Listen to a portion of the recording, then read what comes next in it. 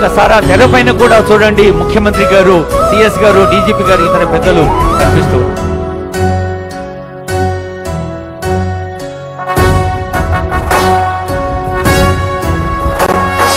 జయ జయ హే తెలంగాణ జననీ జయ కేతనం, ముక్కోటి గొంతుకలు ఒక్కటైన చేతనం, తరతరాల చరిత గల తల్లి నీరాజనం, పద పదాన నీ పిల్లలు ప్రణమిల్లిన శుభ తరుణం. జయ తెలంగాణ జయ జయ తెలంగాణ, జయ తెలంగాణ జయ జయ తెలంగాణ.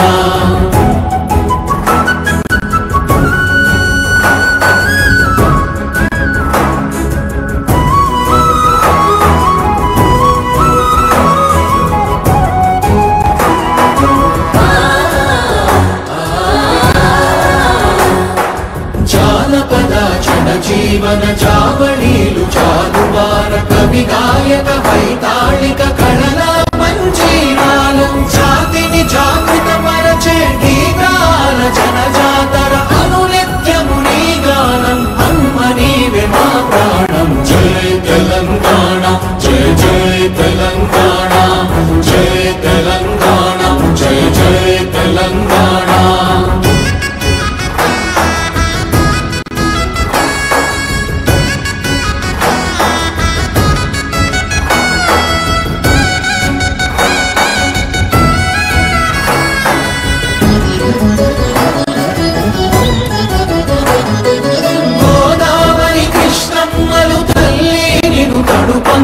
పచ్చని మానేలల్లో పసిడి సిరులు పండంగా, సుఖశాంతుల తెలంగాణ సుభిక్షంగా ఉండాలి, ప్రతిదినమది తెలంగాణ ప్రజల కలలు పండాలి. జై తెలంగాణ జై జై తెలంగాణ, జై తెలంగాణ జై జై తెలంగాణ, జై తెలంగాణ జై జై తెలంగాణ, జై తెలంగాణ జై జై తెలంగాణ.